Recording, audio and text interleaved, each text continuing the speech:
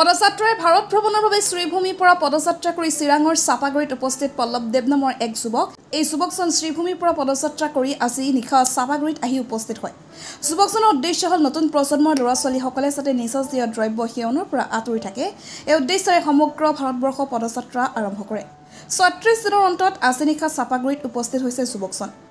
BJP কৰ্মী জিতপাল আৰু টিকেন দেই চাপাগুৰিত যুৱকজনক আদৰণি জনায় আৰু থকাৰ সুব্যৱস্থা কৰি দিয়াৰ লগতে তেওঁৰ এই যাত্ৰাৰ বাবে শুভকামনা জনায়। ইতিমধ্যে যুৱকজনে বিভিন্ন শিক্ষা অনুষ্ঠানত সজাগতা সভাতো অংশগ্ৰহণ কৰি পদযাত্ৰা অব্যাহত রাখিছে। আমি শ্রীভূমি থেকে পুরো হাটে ভ্রমণ করতেছি পুরো ইন্ডিয়া।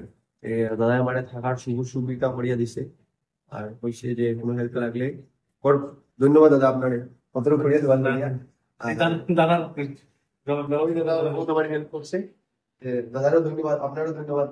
ধন্যবাদ না, এটা আমাদের কর্তব্য। আপনারা কিছু না, আপনারা আমার বহুত সুবিধা বেশি, আপনার উত্তর দিকে বহুত ভালোবাসেন। নমস্কার।